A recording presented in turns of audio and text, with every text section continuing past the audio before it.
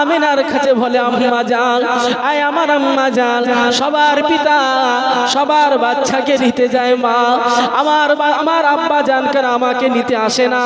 মা আমেনা সান্ত্বনা দেয়, আয় আমার কোচি, আয় আমার মোহাম্মদ, আয় আমার সন্তান, রাগ করো না বাবা, তোমার আব্বা দূর দেশে সফরের জন্য গিয়েছেন, অমুক দিনে বাড়ি আসবে। এ নবীর উম্মত উম্মতিরা, ওই দিনের জন্য হাবিবুল্লাহ অপেক্ষা করে আর বন্ধুদের কাছে বলতে থাকে, অমুক দিনে তোমাদের আব্বারা যেমন তোমাদেরকে নিয়ে যায়, আমার আব্বা আমাকে নিয়ে যাবে, আমার আব্বার কোলে আমি উঠবো। এইভাবে যখন বন্ধুদের কাছে বলে, আর ওই দিনটা যখন সামনে চলে আসে, আল্লাহর হাবিব আবার পথে বসে থাকে, আব্বা আসে না, আব্বা কোলে নেয় না, কাঁদতে কাঁদতে মা জননীর কাছে চলে যায়। আমার আম্মা জান, আমার আব্বা জান কোথায়? মা আমেনা প্রতিটা দিন মিথ্যা কথা বলে হাবিবুল্লাহকে সান্ত্বনা দেয়।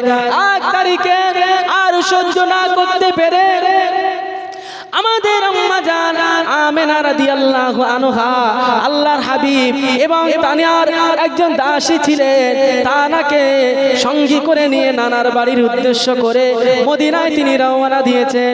মদিনা থেকে ফেরার পরে একটা জায়গা আছে, ওই জায়গায় দাঁড় করিয়ে দিলেন, উটটা দাঁড় করিয়ে দিয়েছেন, দাঁড় করিয়ে দিয়ে আমেনা উটের উপর থেকে নেমে গিয়েছে।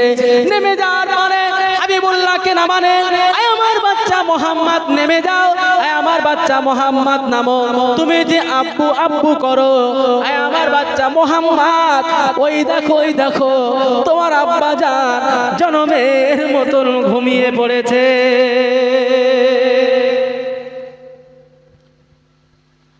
আল্লাহ রাসূল ওই আবওয়া যে জায়গাটায় আব্বাজান আব্দুল্লাহর কবর, মক্কা এবং মদিনার মাঝখানে মিডিল জায়গা, নানার বাড়ি থেকে ঘুরে এইবারে আম্মাজান আমেনা বলছেন, কোচি আয় আমার সন্তান মোহাম্মদ, চলো তোমার আব্বুকে দেখতে চাও, তোমার আব্বুর কাছে নিয়ে যাব। সঙ্গে আছে উম্মে আইমান, আম্মাজান আমেনার দাসী। তিনি যখন আল্লাহ রসুলের আব্বাজান আব্দুল্লাহর কবরের সামনে যখন গিয়েছেন, আম্মাজান আমেনা উটের পিঠ থেকে নেমে বলছেন, আমার মোহাম্মদ, কোচি বাবা, ওই দেখো ওই যে জায়গাটা দেখতে পাচ্ছ, ওই যে উঁচু জায়গা, যে কবরটা দেখা পাচ্ছ, ওখানেই তোমার আব্বাজান আব্দুল্লাহ জনমের মতন ঘুমিয়ে আছে। মুসলমানের ছেলেরা, এ নবীর উম্মত উম্মতিরা, খুব খেয়াল করে শুনুন,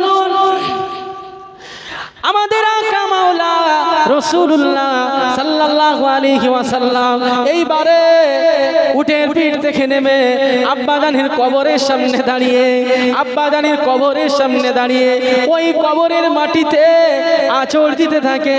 আবার কেউ বলেছেন ওই কবরের সামনে দাঁড়িয়ে হাঁটু করে বসে হাবিবুল্লাহ আব্বাজান বলে রাখে, আয় আমার আব্বা, আয় আমার আব্বা, আব্বু আব্বু বলে রাখে। বাচ্চারই রোনাজারি, রাসূলুল্লাহর কান্না দেখে আম্মা জান আমেনা থাকতে না পেরে ওই জায়গায় বাচ্চার কষ্টের কারণে মা জননীও চির বিদায় নিয়েছিলেন। হাবিবুল্লাহ যখন মা জননীর কাছে ঘুরে দেখছেন, মা জননী পড়ে গিয়েছে, মা জননীর মাথাটা হাবিবুল্লাহর জানুর উপরে রেখেছে, মা মা বলে রাখছেন, আর কোনো সাড়া নাই, একেবারে নিস্তব্ধ হয়ে গিয়েছে। এ নবীর উম্মত উম্মতিরা, আম্মা জান চলে গেছেন, আম্মা জান ইন্তেকাল করেছেন, হাবিবুল্লাহ ক্লান্ত হয়ে পড়েছেন। আম্মা যারা ইমানের সাথে মক্কায় ফিরে এসেছেন, মক্কায় ফিরে আসার পরে আব্বা জান মক্কায় ফিরে আসার পরে চাচা জান আব্দুল্লাহর কাছে লালন পালন হতে লেগেছেন, চাচা জান আব্দুল্লাহর কাছে বড় হতে লেগেছেন। এ নবীর উম্মত উম্মতিরা, এই মুহাম্মদ আমাদের নবী হাবিবুল্লাহ সাল্লাল্লাহু আলাইহি ওয়াসাল্লাম চাচা জানের কাছে যখন থাকতেন, অনেক বেঈমান কুফারে কুরাইশেরা, অনেক বেদিনেরা চাচা জান আবু তালেবকে বলেছেন, আয় আবু তালেব, কেন কেন কেন একটা বাচ্চাকে বিনা খরচে এইভাবে তুমি লালন পালন করছো, তোমার পয়সা দিয়ে তার পোশাক কিনে দিতে হয়, অসুস্থ বলে ডাক্তারের খরচ তোমাকে দিতে হয়। এ নবীর উম্মত উম্মতিরা, এইভাবে আল্লাহ আল্লাহ রসুলের চাচাজানকে অনেকে কটূক্তি করে। নবী যখন দিনের দাওয়াত দেওয়া শুরু করেছিল, হাবিবুল্লাহ যখন দিনের দাওয়াত দেওয়া গোপনে গোপনে শুরু করেছে, তখনও নালিশ আমার হাবিবুল্লাহর কাছে দিতেন, এই আবু তালেব, তোমার ভাতিজা মোহাম্মদকে রুখে দাও। তোমার ভাতিজা মোহাম্মদ যদি আগামী কালকে আমাদের দুয়ারে যায়, দিনের দাওয়াত দিতে যায়, তোমার ভাতিজার ঠ্যাং ভেঙে দেব, তোমার ভাতিজাকে আমরা টুকরো টুকরো করে দেব। আবু তালেব বলেন, এই কুফারে কুরাইশা শুনে রাখ, আমি আবু তালেব আমার ভাতিজার গায়ে হাত দেওয়ার আগে সর্বপ্রথমে আমি আবু তালেব আমার সঙ্গে মোকাবেলা করবে। এইভাবে অনেক কষ্ট করে আল্লাহ রসুল ছোটবেলায় লালন পালন হয়েছেন। কি কষ্ট! চাচাজান আবু জাহাল কুখ্যাত বেঈমান একদিন একটা খাজুর চেয়েছে, একটা খাজুর চেয়েছে। আল্লাহ রসুল যাচ্ছেন আবু জাহালের খাজুর বাগান। হাবিব বলছেন, চাচাজান আমি বড় ক্ষুধার্ত, আমাকে একটা খাজুর দাও না, আমার আব্বা মা না এতিম। বলছেন, এই মোহাম্মদ খাজুর খাবি? এই যে খাজুরের বস্তা লোড হচ্ছে, এটা মাথায় করে যদি তুই আমার বাড়িতে দিয়ে আসতে পারিস, তাহলে তোকে একটা খাজুর দেবো। আল্লাহ রসুল ওই বস্তাটা ছোট বাচ্চা জোর করে মাথায় তুলে দিয়েছে, নিয়ে গিয়েছে। যাওয়ার পরে একটা খাজুর হাতে দিয়েছেন, একটা খাজুর। আল্লাহ রসুল বলছেন, চাচা একটা খাজুরও কি ক্ষুধা মেটে? বস্তাটা খুব ভারী ছিল। যেই এই কথা বলেছে, কিতাবে আছে আবু জাহাল আমার নবীকে একটা চড় মেরেছে। জোরে বলুন না নাউজুবিল্লাহ। একটা চড় মেরেছে।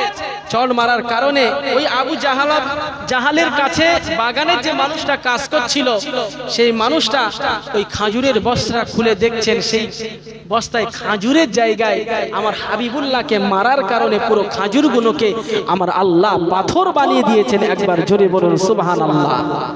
যাই হোক, আমার প্রিয় ভাই জনাব মাওলানা মুফতি রাজিবুল ইসলাম সাহেব, আলহামদুলিল্লাহ তিনি তাশরীফ এনেছেন। ভাই আমার এসেছেন, পেছনে বসিয়ে রাখাটাও একটা অপমানজনক। আপনাদের কাছে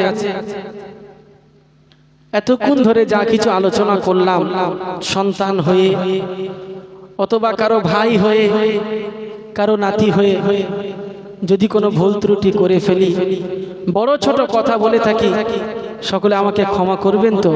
বলুন, জোরে বলুন আল্লাহুম্মা আমিন। আর একটু জোরে বলুন আল্লাহুম্মা আমিন।